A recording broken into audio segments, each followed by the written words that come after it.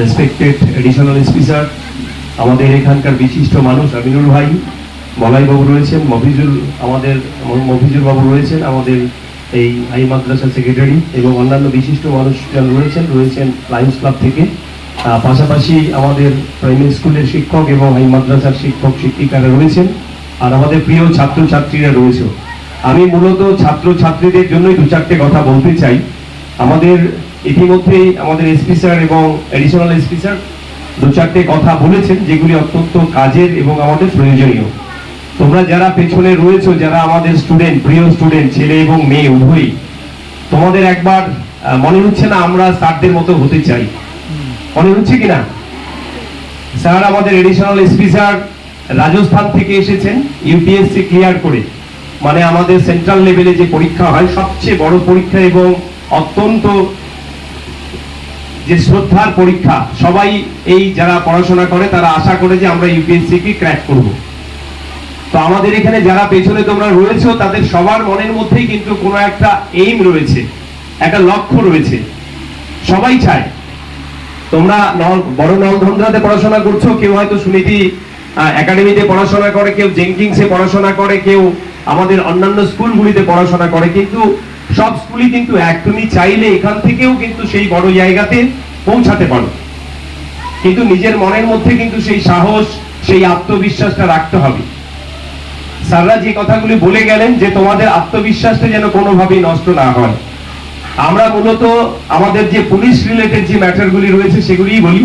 Sir দীর্ঘ আমাদের এই প্রকৃতির ওপরে কথাগুলি বলেছেন যে কিভাবে আমাদের প্রকৃতিকে ভালোবাসতে হবে। আমরা যদি প্রকৃতিকে ভালো না বাসি আমরাই থাকবো না, আমাদেরই অস্তিত্ব বিপন্ন হয়ে যাবে, হবেই হবে।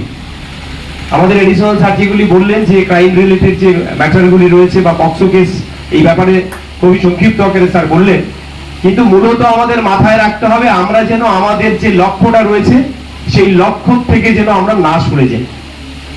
কেউ এখানে পুলিশ হতে চাও, খুবই কম লোক যদিও, কেউ টিচার হতে চাও, কেউ শিক্ষক হতে চাও, শিক্ষিকা হতে চাও, কেউ ডাক্তার হতে চাও, ইঞ্জিনিয়ার হতে চাও, নার্স হতে চাও, সবারই মনে কোনো না কোনো কিছু একটা রয়েছে।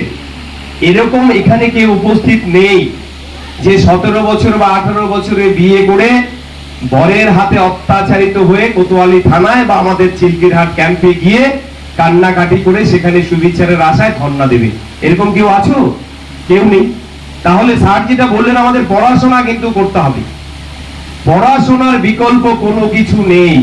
হ্যাঁ, তুমি টাটা আম্বানির ছেলে মেয়ে হলে কোনো ব্যাপার ছিল না, কিন্তু আমরা সাধারণ ঘরের ছেলে মেয়েরা আমাদের পড়াশোনার বিকল্প কিছু নেই, বই পড়তে হবে।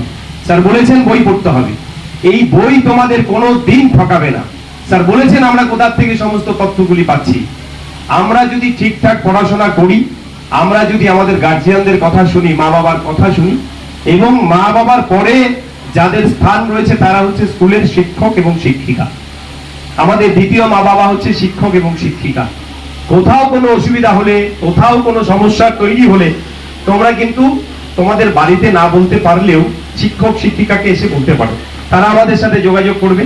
যোগাযোগ করে কিন্তু আমরা তোমাদেরকে যে সমস্যার মধ্যে তোমরা রয়েছো সেটা কিন্তু আমরা সুরাহা করে দিতে পারি।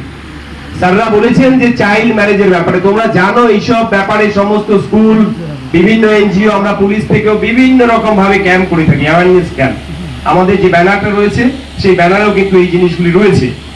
তো আমাদের এই স্কুলগুলি বা আমরা অন্যান্য যে অনুষ্ঠানগুলি করি, বারবার বলা হয় যে একটা টোল ফ্রি নাম্বার রয়েছে, তোমরা তো জানো নিশ্চয়ই। টোল ফ্রি নাম্বার জানো?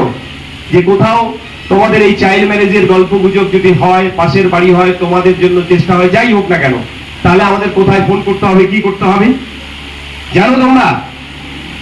কত নাম্বার? 1098। খুব ভালো। আর পুলিশের নাম্বার একটা রয়েছে, কোথায় করতে পারো? সর্বজন বিদিত নাম্বার, সবাই জানে, 100 ডায়াল। আরো অনেকগুলি নাম্বার রয়েছে, তোমরা চাইলে নেটে সার্চ করবে, আমাদের প্রত্যেকের নাম্বার পাবে। এখন প্রত্যেকের হাতেই নাম্বার রয়েছে। মহিলাদের নিরাপত্তার জন্য রয়েছে 112। এগুলিকে মাথায় কিন্তু রেখে দিতে হবে। যখনই কোথাও এই অন্যায় অবিচারগুলি হবে তখনই কিন্তু আমাদের টুক করে একটা কল করে দিতে হবে, বা পাশের বাড়ি কোনো আইসিডিএস কর্মী থাকলে, অঙ্গনওয়াড়ির কর্মী থাকলে, বা কোনো ভালো মানুষ থাকলে যিনি এইসব বিষয়ে একটু সচেতন আছেন তাদেরকে বলে দিতে হবে।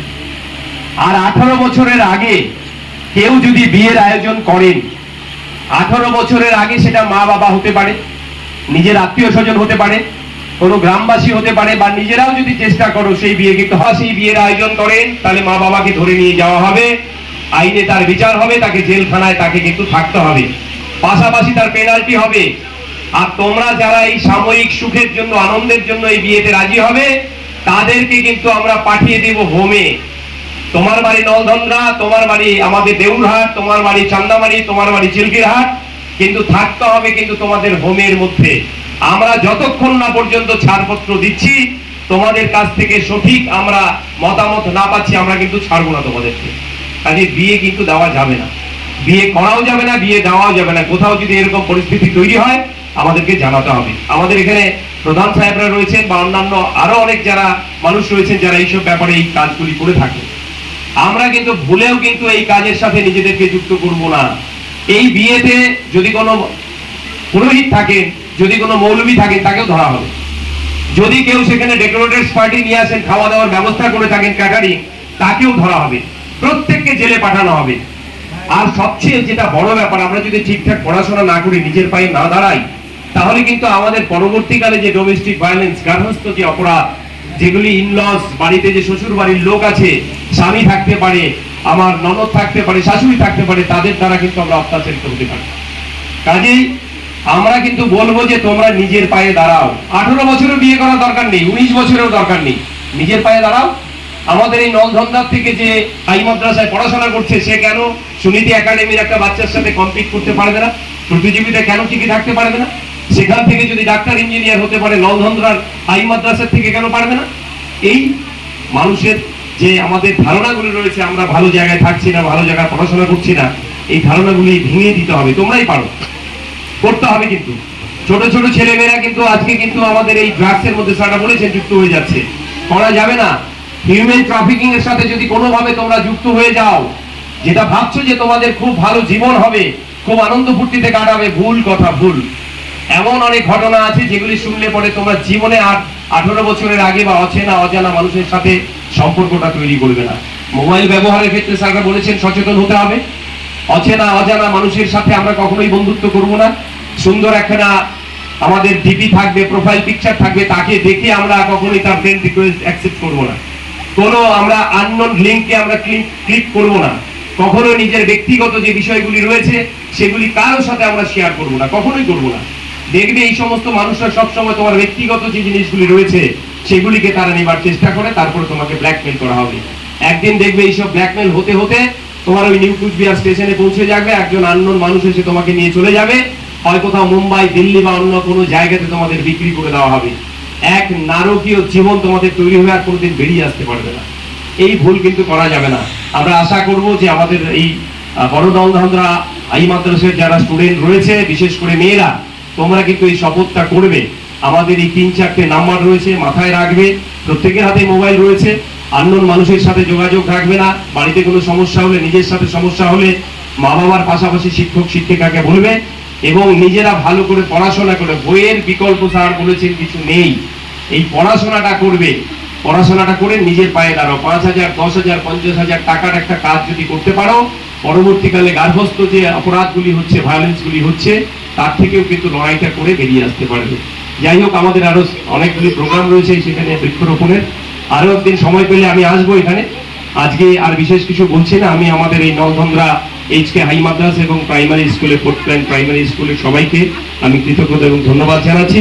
আমি আয়োজক যারা রয়েছেন তাদেরকে বলবো স্যারদের পরবর্তী যে অনুষ্ঠান আছে করতে পারবেন।